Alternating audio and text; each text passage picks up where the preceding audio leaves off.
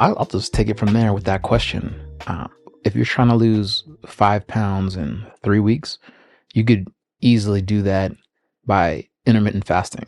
And I've tried all sorts of fasting before, 8 hour, 12 hour, 16 hour, 24 hour, right? And the one that is most effective, most beneficial, in my humble opinion, is to do sun up to sundown fasting. So that's roughly 6:45, 7 o'clock to 6:45, 7 o'clock at night, right? And in that window, to dry fast. And that's not drinking water, not eating food while the sun is up, right? So that forces your body to get everything from the fat storage. And if you implement that once a week, it is a great supplement to any workout, whether it's being heavier on the cardio or heavier on the weights, or a mixture of both. Updates as of recent: I gave up alcohol until my birthday. My birthday is October 21st, so it's a little bit over 3 months. Well, I guess almost 3 months to the date.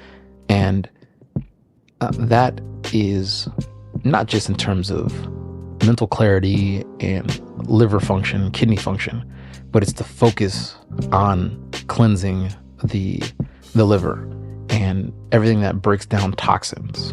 And that has a domino effect for full body functioning, right? So it's already been a little bit over a week, and my eyes feel so much better. I have no idea. I guess maybe that's really pointing to a deep-rooted vice that wasn't completely gutted.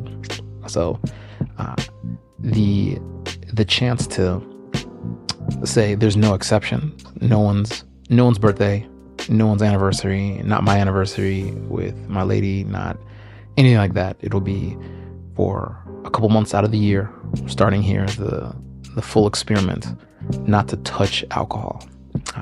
Kind of see it like a Nazarite vow, homeboy Samson from Old Testament and John the Baptist, New Testament, were two men who had that protocol. Don't touch strong drink, don't even touch grapes, not messing with raisins, no alcohol, beer, liquor, wine, nothing. And that was part of their dedication to God, for private rules that applied to them that didn't apply to everyone else, right? Along the same line of the abstaining from cutting their hair and cutting facial hair, the hair on their head. So I'm not doing that part because I'm not trying to look like an out of shape Kimbo Slice. But the whole point is to reset the internal organs and see what it does. This goes back to what are you willing to sacrifice to get to your goal? For me, it was a total overhaul of diet, exercise, but then also internally have to do that overhaul in the mind, psychologically, healing of memories, and then also rooting out the things that were on the heart, right? Our Jewish brothers and sisters say that the heart is the judgment seat. And then in Western civilization, everyone would say, for the most part, the mind is where you have the judgment seat. I'm more of a fan of the Hebrew outlook on it, because those are you can feel it more internally, of bridging the gap between what's on your mind and then what that emotion is. And to make that subtle switch from, saying gnosis, cognitive processes, to more of the heart processes is more poetic to me. So that's why I go with that. And then if you're looking at the scriptures, you can see how that language would be from that perspective, because Old Testament was written in Hebrew, New Testament Greek, Latin, and then there's translations in Hebrew too. But I digress. The whole point is to go in and say, what's the goal? No, to weigh in at 235, which was the original goal. What do I weigh now? No, roughly 250. All right, it's going to take about 30 pounds and knock it off. When I'm there, reassess. Okay, what am I doing right now that's impacting that? Drinking the calories is an issue. So when I was on my P's and Q's, and originally to get down to 235 from 335, I would typically not drink any type of beer, not even low calorie beer, because of the macros. It wasn't worth, the bang for the buck was not there. And that sacrifice was, okay, well, what's the most extreme thing you could do? A gin and tonic has the most flavor, but something like a vodka soda, right? A vodka tonic is the cleanest thing. There's no thrills in there. It's not fun. But then, especially when doing keto, you don't want to be drinking alcohol, right? So, moving away from there, it was saying, okay, what's the thing that I don't have to be, I don't have to put anyone on blast if I go to the bar, or if I go to someone's birthday, or someone offers me a drink. It could be, just one drink, but that's it. And I think for all intents and purposes, that's the easiest thing for me in terms of moderation, but then being very selective with it. When I was off that, the last 2 years, it was, for any occasion, 1 or 2 drinks, and on special occasions, you don't really have to count it. And I think that's where, I know that's where I got off track in terms of being able to drink intuitively. It became, the walls came down, the parameters expanded, and then all of a sudden I was slowly gaining weight. And then being like, next week I'll be able to go back to the gym with that same level of vigor and enthusiasm. But it wasn't the same. You have to, when you do some soul searching, you are impacted, and the level of push and drive might be there psychologically, and you might know that you can do it, but the same heart behind it is not there. If you're not full functioning, you're not going to be able to have that same level of output and then get the same results that you're having when everything was strict. So that's how I came to that conclusion recently, to say, all right, I'm going to put the kibosh on alcohol, and it's going to be 3 months. And, it doesn't take that long to clean up a fatty liver, or to detox from that, and then move forward. And immediately out of the gate, my sleep is so much better. Like, it's not even close. It's strange, practically a week and a half of not having alcohol, which is a depressant, affects your sleep, the sleep quality. So I find that I'm able to fall asleep faster, and then I stay asleep. And, one of the things that a lot of people might not consider is waking up in the middle of the night to go to the bathroom might be a sign that your kidneys are still at work, pushing out the toxins.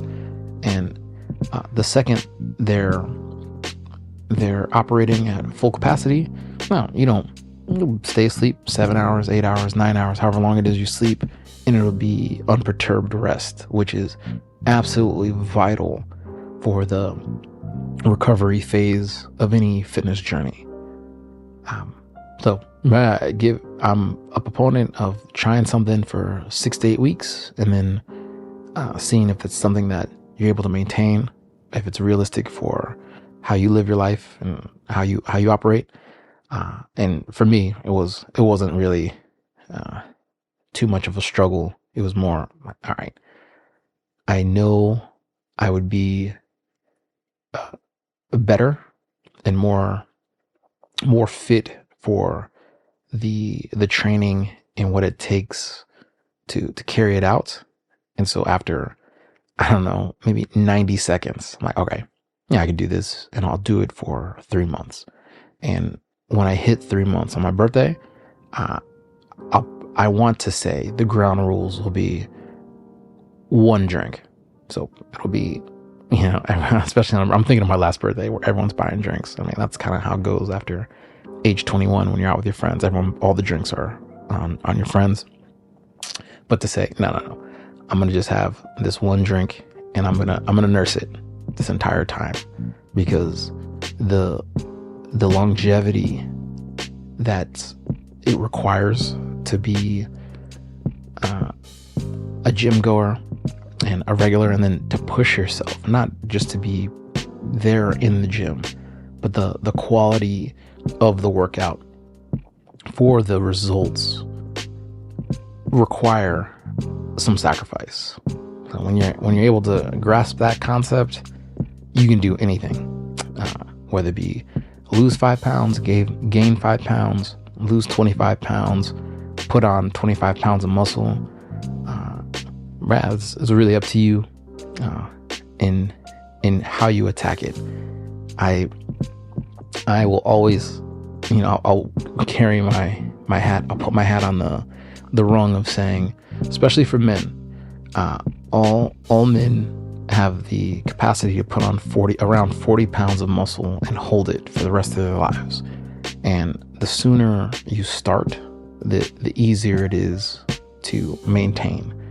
So me, I already have that 40 pounds, and seeing the effect of creatine, it's like, whoa, I can't believe this. Yeah, there's a supplement out there that really helps you get there and to fill out. But the whole thing that I'm getting at is just being prepared, right? And as a single father, I definitely want to be able to physically protect Catalina in any circumstance. And to be injured sounds like something I'm not looking forward to, and I can stave off by being in shape and staying in shape. So the thing behind that is, on a day-to-day basis, if someone says, oh, can you help me carry this thing? Buddy asks you to move a couch, move a fridge, move an apartment. I'd rather not be physically spent halfway through and then be injured for a week, right? Oh, there goes my back, there goes my ankle, there goes my knee, there goes my shoulder, right? You hear that all the time anytime someone moves apartment. And so I'm just not trying to be that guy. But then on the other extreme, if there's a car crash or an emergency, whatever it may be, I don't want to be, sucking wind to run to the cause or run away from the cause, or to help in moving the car to the side if it blew a tire and the person can't move off to the side of the road. Whatever it may be, I wouldn't want to be hindered by anything physically, right? So whether I choose to do it or not, that's not the point. The point is, if it directly impacts me and I'm there and I want to be able to do it and not be concerned about what the impact would be on me physically. Well, yeah, I guess that's half of that. Going back to the fasting for a second, the key thing with doing it once a week would be a hard reset on the goal, on the vision, but in a very real way, right? Not taking any shorts, not cutting corners, but saying once a week, this is what it looks like. It's not constant, it's not for life, but it is good to have your body go into that mode of survival. Like the very primitive, we're not having any water, we're not having fluids, we're not having any food. What's going to happen when you get hungry? Well, immediately your body becomes more attuned. For me, my hearing goes up, right? Like I can hear my neighbors down the hallway. But the whole thing is the senses are heightened in a very real way, because that's part of, the hunter-gatherer genetic makeup that we all have, right? And there's a story about the Native Americans who would go hunting for whatever type of game was out there, deer, venison, whatever it was, they would intentionally not eat one day before the hunt so that their senses would be heightened, right? If you knew you would miss that shot with your bow and arrow, it'd be pretty devastating, right? So imagine purposely attuning your body and then realizing that this was for survival for you and your family. Oh, yeah, that stays in your genetic makeup down through the ages, right? So I think there's also huge benefits for letting your body recalibrate itself and say, oh, this is the area that your body stored fat around the legs, in the belly, underarms, wherever it may be, in the chest. The second you start fasting with nothing, your body says, hey, I want to survive. Okay, what can I do? We're going to go get all the nutrients we need from that area. So yeah, if anyone's trying to lose weight real fast, I would recommend that sun up to sundown window of fasting, but then dry fasting, not eating, not drinking anything. I actually find that is much easier to do than just liquids or some type of electrolyte sustenance, but no food, or bread and water for some other people, or everyone. Well, I shouldn't say everyone. The Daniel fast is mostly veggies and water, right? I think it's just the cards that I was dealt for genetics, where not having anything touch the palate and then enter in is much easier to be reset on than any other form. And when I do something light like bread and water, I'm actually 3 times more hungry and then not really able to socialize without going 0 to 100 and being irritable, right? Everyone knows being hangry. Well, this is hangry Super Saiyan 3, right? You don't want that. From there, coming off of that is a vital also. So I'd say going into it, mentally prepare yourself, and it's in the long term actually not that hard. But then coming off of that, to eat a full meal is painful, right? Because the food in your stomach expands, and mentally you're like, oh, I know I can eat a regular portion meal. But after fasting, something happens where you're more sensitive to what just entered, and your jaw feels slightly askance from not having been used all day. So I'd say pace yourself with something light, something like soup, a salad, or a salad and a lesser portion of whatever meat you'd be using for your protein. Do that and just ease into it, right? Go for a little walk after you eat, drink some water directly after that. Oh, actually, the protocol I would use is drink a huge thing of water, sit down to the meal, chew it carefully, and just make sure it's, it's not just inhaled. Drink more water, go for a walk, and then just acclimate back to that. Try it out for yourself. That's what your boy Dave Woods will be doing until October. So I'm also not going to be bound to weighing myself every week like how I was doing with the creatine. That was just to see what was under the hood and watch the measurements in a very strict way. And so in this time around, the 6 weeks, we'll be doing sprint training and walking, and holding myself to the 3 walks a day, 10-minute walks. But on Tuesdays, this happens to be Tuesday today, do the sprint training. It's 40-yard dash, 50-yard dash, depending on your level of fitness and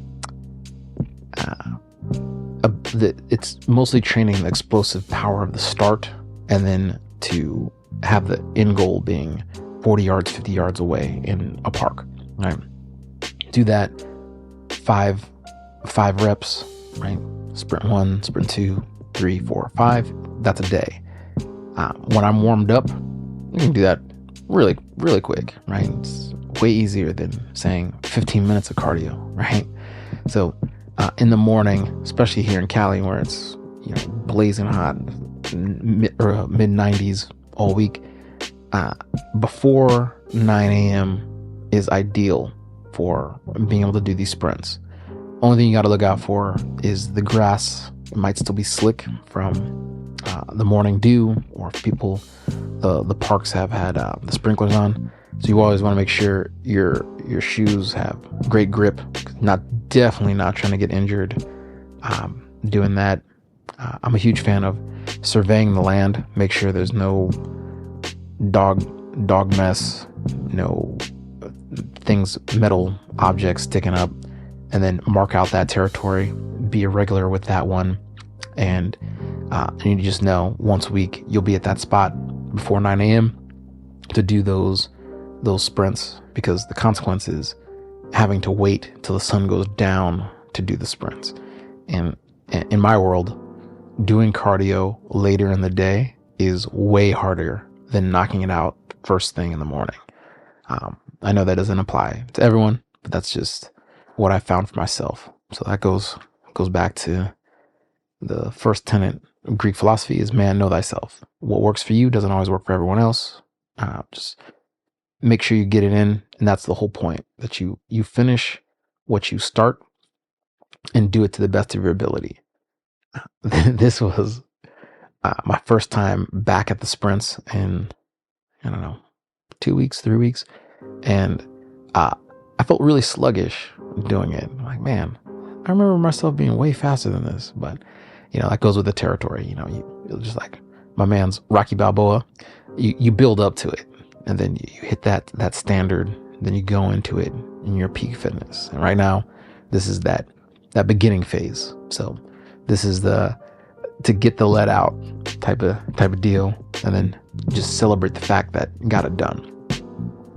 The next is to say, okay, how many times a week are you going to the gym to lift weights?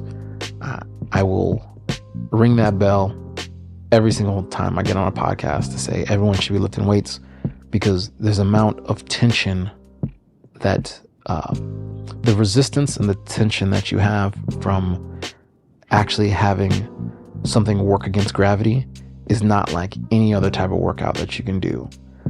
You can fight me on that. I'll fight you back. The whole thing is, I think it's multi-tiered in terms of its effect. That's why I say everyone, men, women, children, should be lifting weights. It teaches you perseverance, fortitude, psychologically, but then also how you navigate the tension and the resistance builds up character.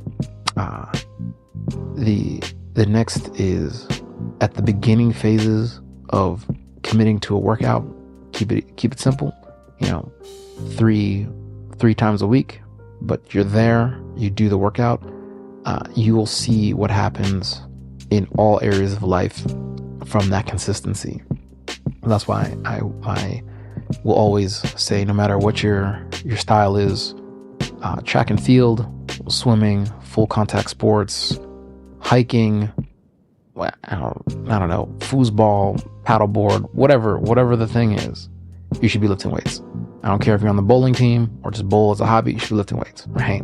This change that happens is enough where, to describe it to someone who doesn't lift weights, it probably is redundant and doesn't seem like it makes any sense. But then when you do it for yourself, you're like, oh, whoa, I actually do feel much better, and I feel competent and confident to be able to exert myself. I always like to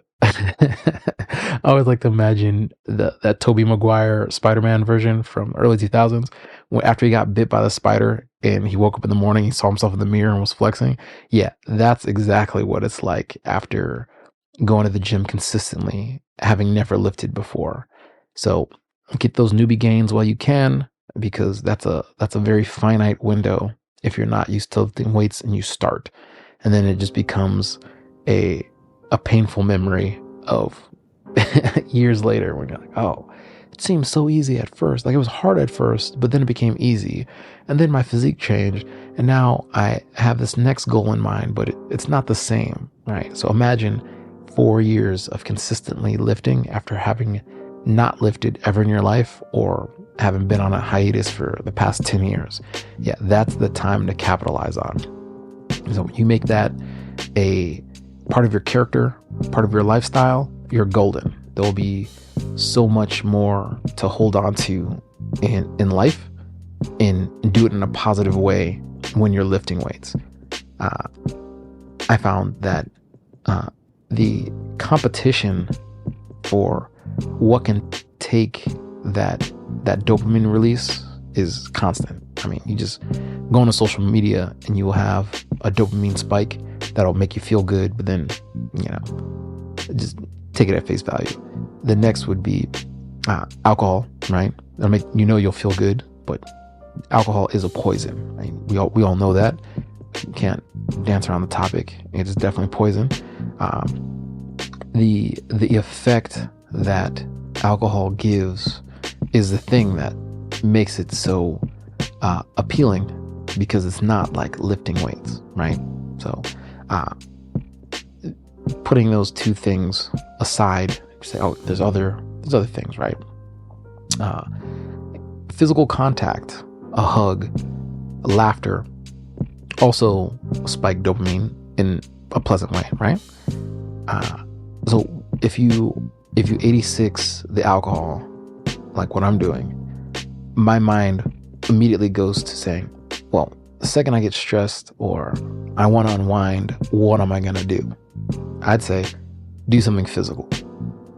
Drop to the floor, do some push-ups, do some sit-ups, do some pull-ups. If you have anything that has a ledge, go for a walk. That is, after you let that settle in, after you've done it, you're like, oh, I actually do feel the same.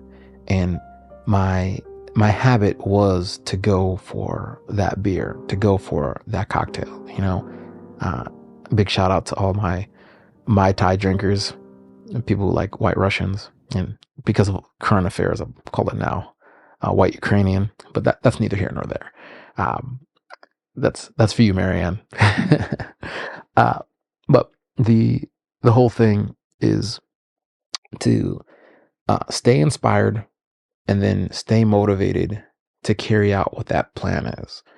Big shout out to Will, who said he wants to lose 5 pounds before his birthday. You already know what you're doing. You have the goal in mind. You'll know by your birthday if you've done it. That's the same thing across the board, of saying, this is what I want. This is the timeline. This is what I'm expecting. In that time, what can you do? What can you change? What can you augment in your life to get that? For me right now, because by my standard, I'm out of shape, I know something drastic like cutting out alcohol will get me there faster. All right, I'll know its effects in a couple months, and so I'll definitely keep y'all updated with what that was like. But then I look to other people who I admire for their journey and what they've done. And I'm not gonna say his name, but I've said it before. In reference is my uncle, who he drank regularly, and then he quit cold turkey, and then he just started training. And it's not like he was out of shape before, but the level of shape that he got into was remarkable. He did P90X, and then immediately had a 6-pack, and then after that he did it twice. So he would do it twice a day. Like, I laugh just because I've attempted P90X and it's so hard. Oh my goodness. I'd rather learn how to free solo with a 45-pound plate on my back than do P90X, let alone twice a day, right? So he'd do say the workouts are split up to be 7 days a week. He would do the video once in the morning before work, and then once in the evening after he got home from work. And I can't even fathom that level of tearing in the muscles, and then the delayed onset muscle soreness the next couple of days. But then that became his lifestyle. Didn't even think about it. So that's motivation. That's motivation right there to do it. And the glory story that me and my family always talk about, and it happened recently, like we'll say 3 years ago, was my uncle had scaled back on his workouts and was, focused on his family and on work.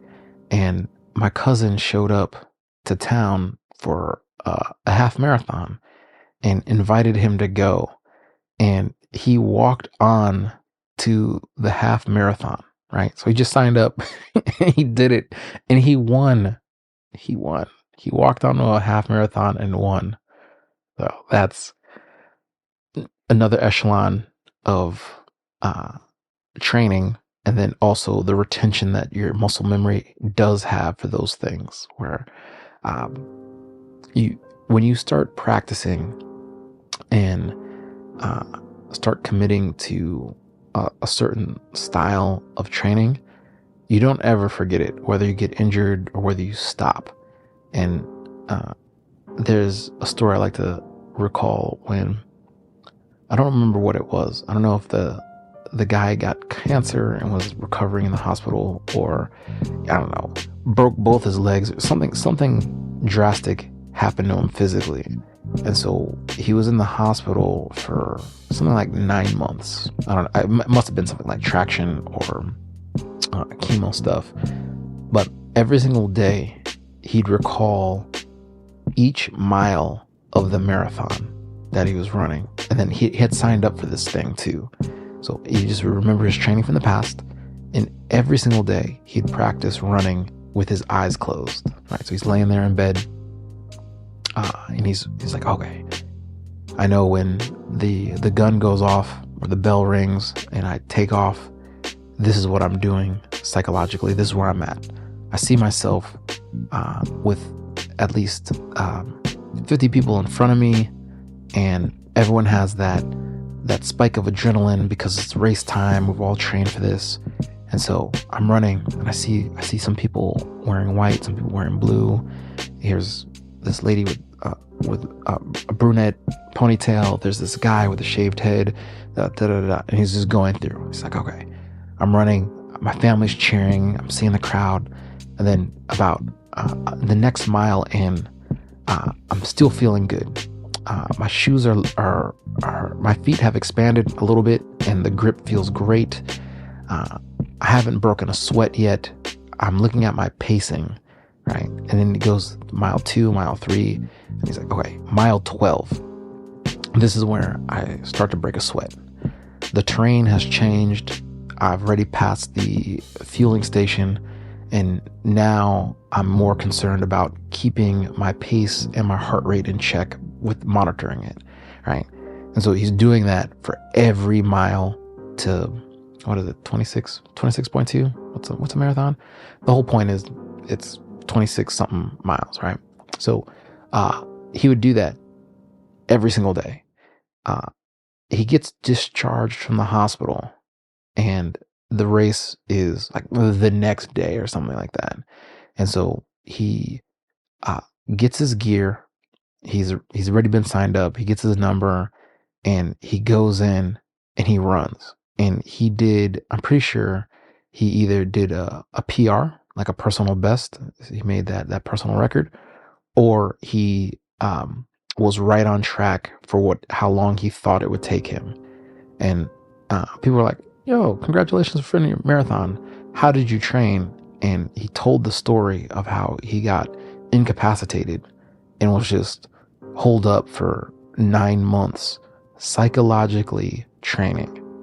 And at first, people were taken aback, like, oh yeah, you're just joking, ha ha ha, it's clear that you've done this multiple times before. He's like, no, I have run multiple marathons, but in this very unique moment, I was incapacitated, and I knew I could either give up and not do it and then do some rehab and, go about it the normal way, or I could push myself beyond anything. And I know from my coaching and my training that the mind is the most powerful piece of equipment, but known to the human condition, right?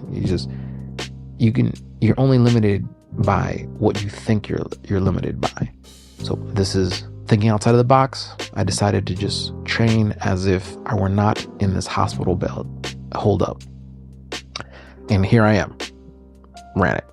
So that's one of those cookies,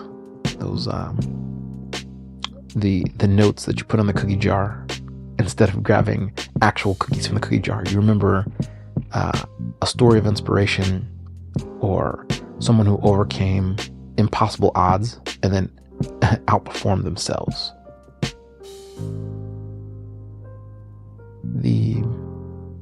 Speaking of role models and inspirations, next time you're in Pasadena, go through City Hall in downtown Pasadena, and you'll see a monument of Jackie Robinson and his brother Mac.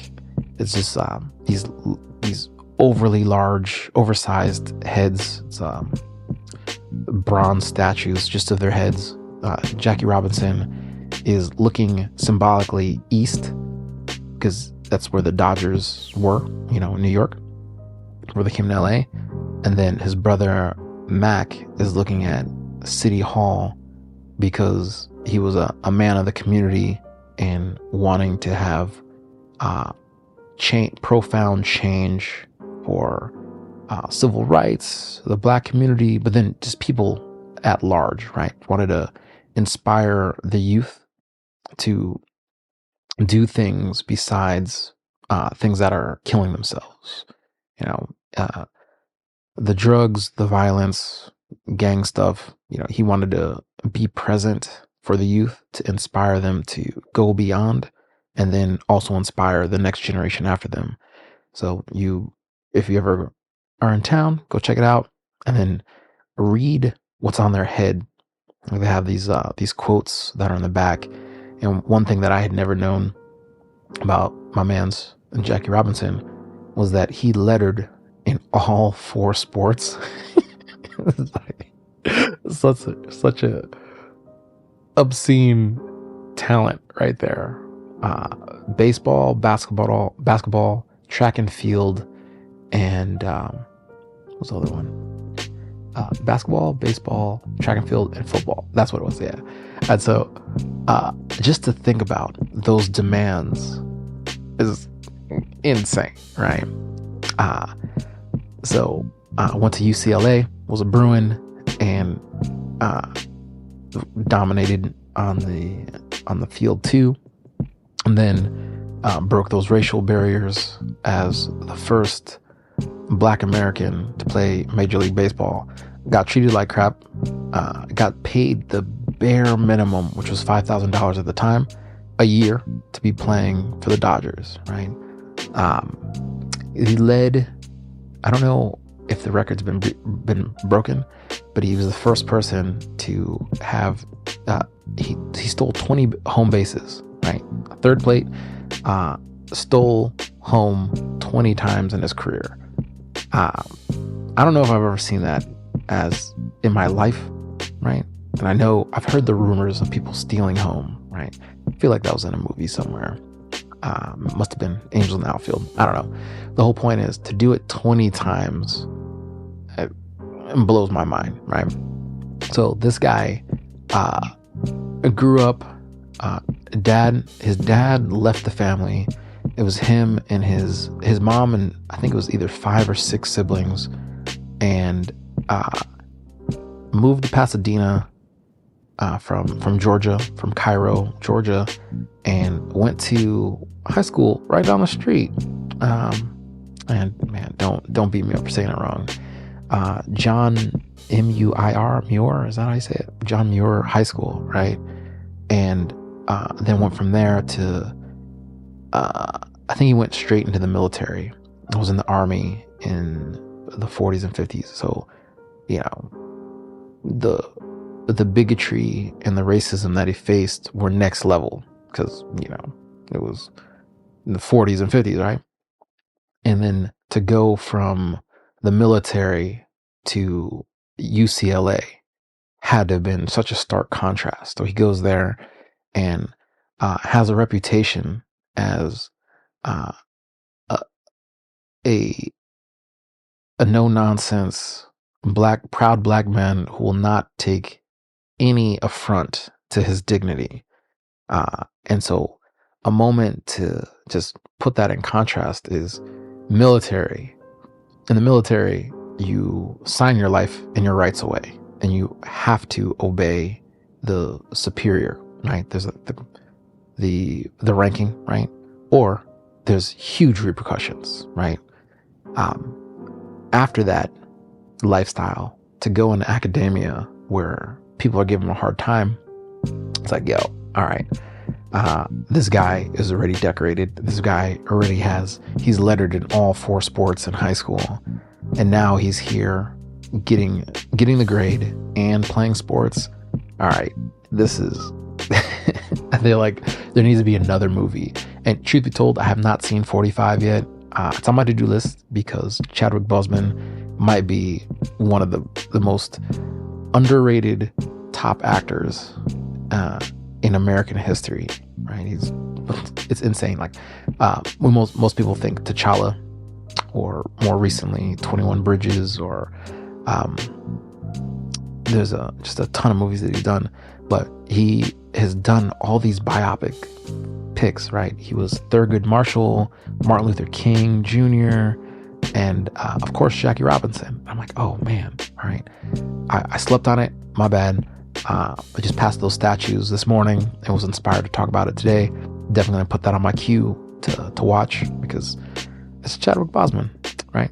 So taking all those things into consideration, the lesser known, I shouldn't say lesser known, just maybe in my scope, his brother Mac was also a stellar athlete, and with him, he had a heart condition, so he was not able to play contact sports, and he was in the 1936 Berlin Olympics and set a world record for the 200 meter. He did it in 21 seconds. I'm like, by today's standard, if I'd probably be able to do it in 62 seconds, right? Maybe 120 seconds. It would not be 21 seconds. I can tell you that right now. And to say that was like 100 years ago, set the standard. I think now, I think it might be something like 12 seconds is to be Olympic level 200 meter. Don't quote me on that. I don't have all the stats for track and field memorized. So if you go, hey, actually it's 9.6 seconds, I'll say, oh, thanks for the update, buddy. Leave it in the comments. All right. So just all of this is to inspire, right? So whatever is going on in your life, you can push through all those things to get to what your goal is. Me, the goal for the summer is 15 pounds down. And I know if I'm not drinking my calories and I'm going light on the carbs, I've never been a fan of just no carbs. You definitely need carbs, but watching what that carb source is key. Keeping the rice to a minimum, definitely not standard white pasta. There's a ton of alternatives anyway, you know, zucchini, pea, there's just a ton of things that are veggies that have been crushed into pasta form. And also the benefits of those are that it has so much volume to it, you would not be able to eat the normal portion of rice or pasta that you would typically have in your diet anyway, without exploding from fullness. So I recommend finding other alternatives to what your staples are for your diet, and then finding what has the most density to them, where you could say, hey, I understand it doesn't have the same flavor profile, but that flavor profile is what got me out of shape, right? So 6 weeks, make some substitutions, you'll get there. Cut out alcohol for a time, you'll get there. Work on your sleeping patterns, you'll get there. Be vigilant with your workout, not having any excuses, you'll get there. The question is, how fast do you want to do it? If you were able to shift from whatever your mindset was in high school to undergrad to young adult life, or even midlife or beyond that, put aside what that felt like, what that pattern was when you were young, and then say, how can you attack it now? And do it with vigilance. You'll be shocked at what happens. So I'm always held accountable by the standard of inspiring others. That's why I gotta be, in the words of Andre 3000, aka 3 Stacks, I cannot afford to not record, right? You come in here and speak the reality, show some vulnerability, and maybe it'll inspire someone to go beyond what they thought was capable. I say, don't wait till something traumatic happens, injury happens, health scare happens. The younger you are, the more energy, time, and focus, plus you have youth on your side to recover from your workout, the better. As a 37-year-old, I didn't realize how many steps I had lost from what, the collegiate standard was. But that's not the point, right? That's why it's in the title, you versus you. It's you versus the old version of yourself with a current day version of yourself. That's going to be the battle every single day. Every single time the alarm clock goes off, what are you going to do with the finite time you have left? If you were to assess how you feel right now as you're listening to this podcast, imagine what it would feel like to be 10 pounds lighter, or conversely, have 10 more pounds of muscle on you, right? Right. Imagine 20 years from now, if you had applied the plan just with a little bit more, I don't want to say drive, with more chutzpah, with more enthusiasm, just a little bit more than what you're doing right now, what that would look like to get there. And I'm a living testament to that. I saw what it looked like in 2020, and the world had collapsed in pandemic lockdown. I said, okay, well, we're in a state of emergency. No one anticipated this. What can I do now? Well, I know I can change my diet just a smidge. I can start taking walks after lunch, after dinner, after any meal. I can start doing push-ups, pull-ups, play that card game, right? Put that into practice, go a little bit harder, increase it, have that progressive resistance. All of a sudden, there's a change. Keep it going. Year 2, more change. Year 3, more change. Year 4, change has happened and it's drastic. It's time to go shopping for a new wardrobe, right? Now, anyone can do this. Anyone can do it. Let's see. If I were to look back on a memory and try and avoid it at all costs in terms of repeating it, it would definitely be recovering from hip surgery. I'm sure most people know, but some people don't, that I had slip capital femoral epiphysis, aka SCFE, and the recovery time for that hip surgery is about 6 months to a year, including physical therapy, right?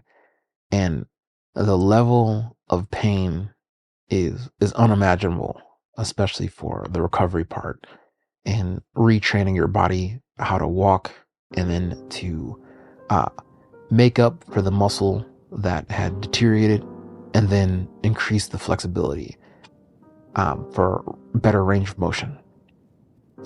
The physical therapy aspect was definitely the hardest part of the recovery, and even just talking about it now it makes me cringe. To break down the scar tissue, and then to build up the elasticity in the ligaments and the tendons, let alone build up the muscle and the flexors, is next world pain.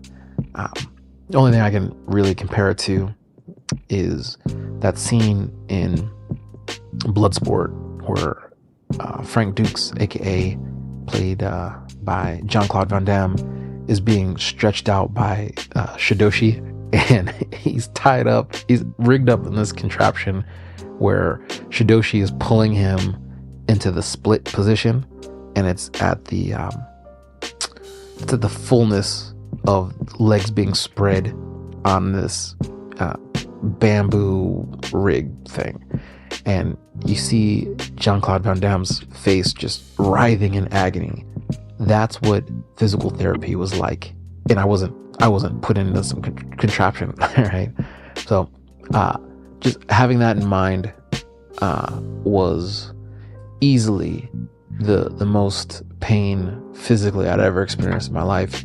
But then psychologically after that, going back to the gym, being able to walk again, being able to run again, being able to do sprints again, to do push, pull, carry, was a very, very humbling, right? Because besides the weight gain and just the breaking the inertia and the psychologically recovering from the past to the present and having to build again, it became a really exercise in humility, in terms of being able to put the past aside and say, this is what I'm working with now, and I can build up again. I can build up $6 million man, right? We have the resources, we can rebuild them.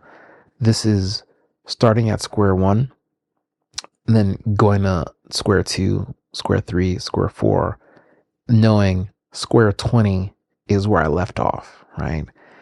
That, I think that's the pearl of wisdom I'd want to leave with y'all right now, is wherever you're at in your fitness journey, remember a little bit of the past, but then you can mark it with your new goal, right? If you are in a situation similar, I guess everyone's a little bit unique, but in my world, it's 235 became the standard, and there's nothing holding me back physically or psychologically to get back to that from where I'm now, is the nugget to constantly remember. So whatever it may be, whether you see these people at the gym doing these incredible exercises and things that you've never even attempted. Some people might be muscle ups, other people might be these box training. The whole thing is to slowly build up, because it's the hardest things in life often take time, and then when you get there, they don't easily fall to the wayside. Well, yeah, I'm gonna stick with that one of saying, get to the gym, get to your training regimen, get to your cardio workout, and then record the results, build up, and then mark it. You can say, this is now the new standard. Do it again, rinse, wash, repeat. Not rocket science. So the hardest part is showing up, right? So when you show up, do the best that you can do, and start a new legacy. Be an inspiration to someone else. All right. On that note, we will call it a day. I I want to give a big shout out to Goldmine Studio in Burbank. If you're looking to record a podcast or do some voiceover recording, or you need to do a session, some studio time, definitely look out for my man Will.